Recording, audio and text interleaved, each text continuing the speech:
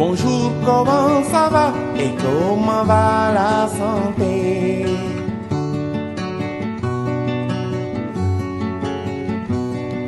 Bonjour, comment ça va et comment va la santé?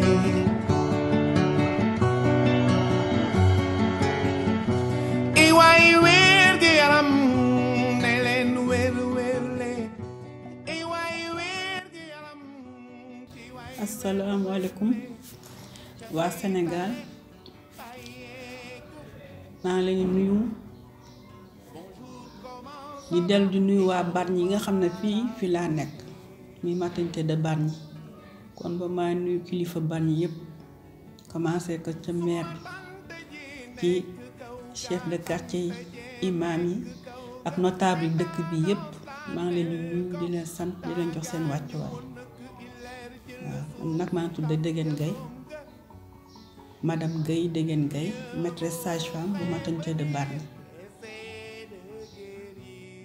waaw maternité de Bargny nag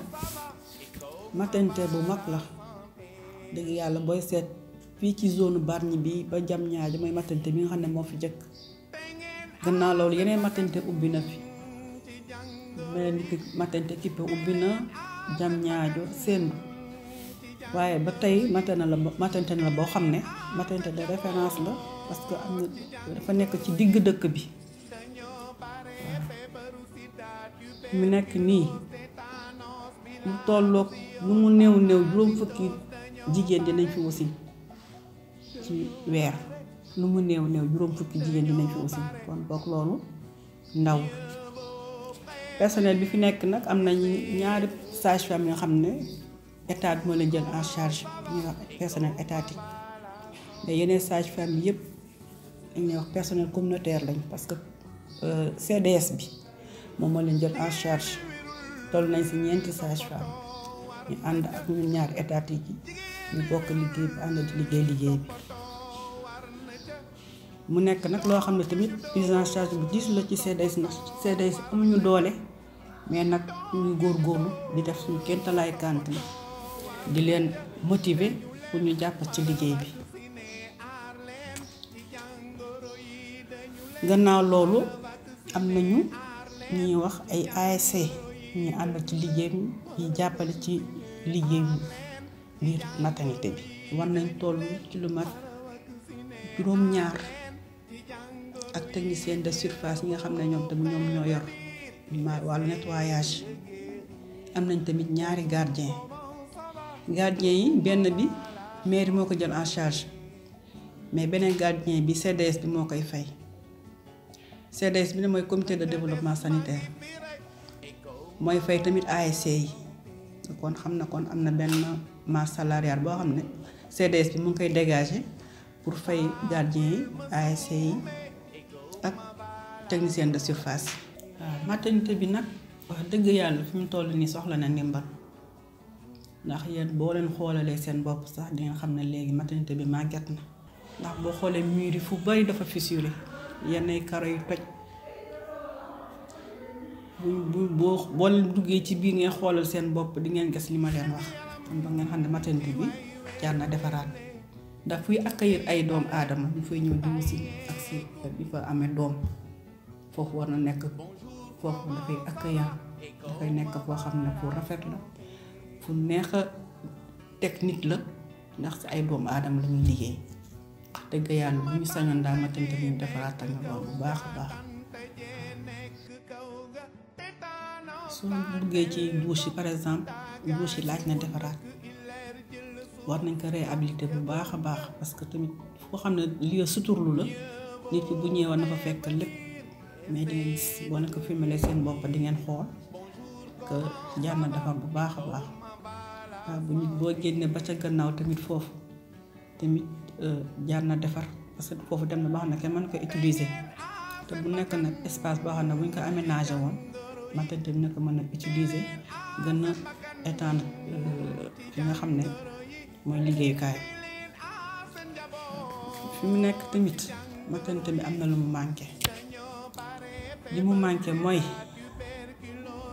man dama koy wax directement mooy panneau solaire parce que dañuy yàgg a jànkoontoo ak problème d'électricité facture d'électricité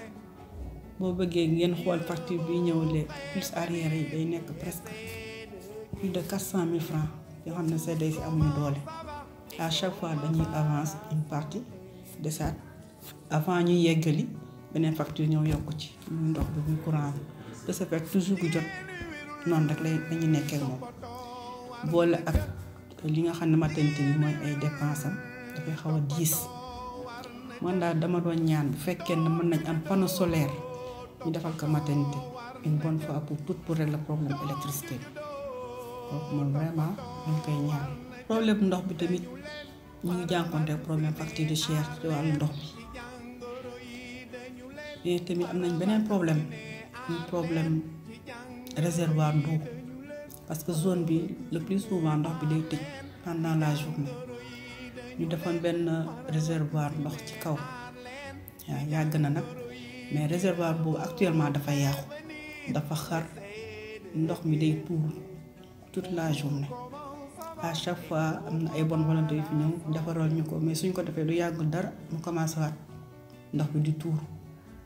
non seulement noonu mu tuuroo dina yokk problème facture dina yokk montant facture yi mais aussi ñun duñu am ndox ñu ko bëggee ñu doon ñaan daal réservoir boobu ñu defaraatal ñu beneen nga xam ne dañ mën a am ndox façon continue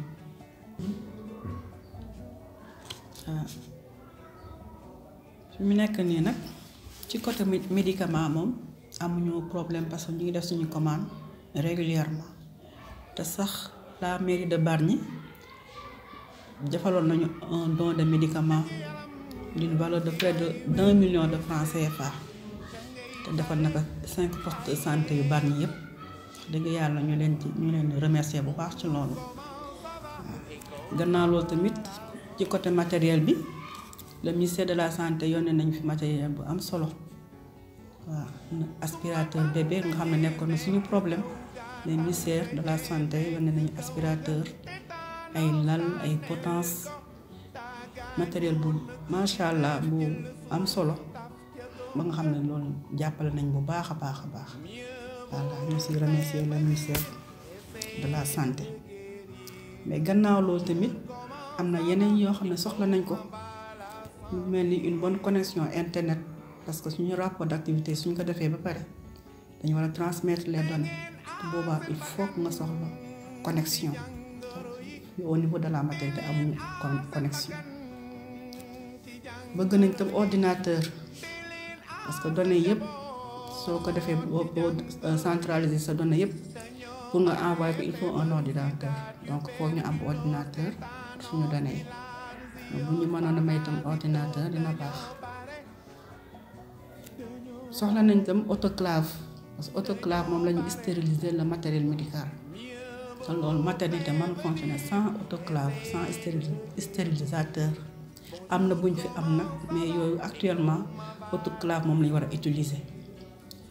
bi ñu fi am mooy Popinel mooy ancien modèle yi mais actuellement autoclave mooy bi nga xam ne moom mën a utiliser ci jamono ñu sañoon daal ku ñu ci mën a jàppale incha allah mu jàppale ñu ci bëgg nañ tamit suñu salle bi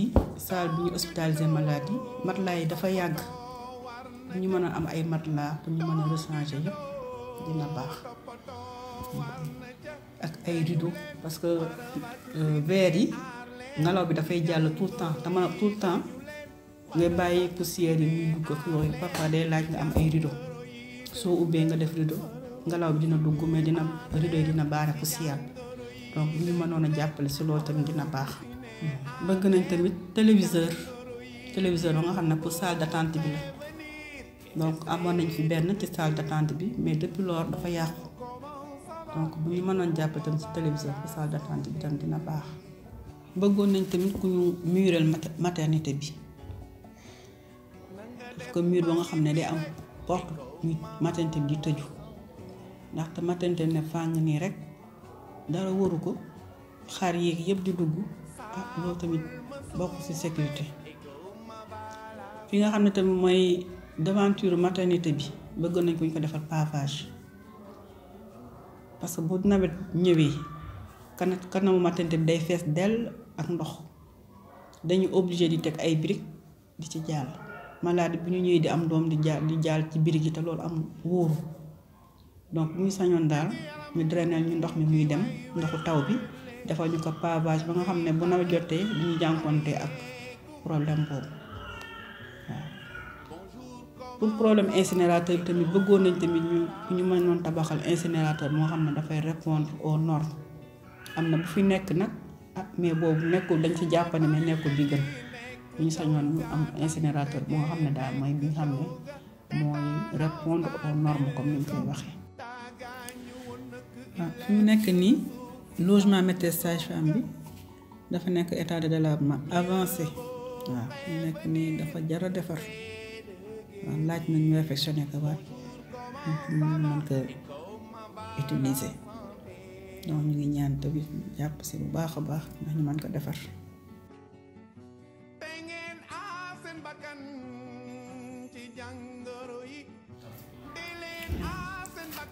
suñu mission nag li ci jiitu mooy accueil nit ki bu ñëwee war na ko dalal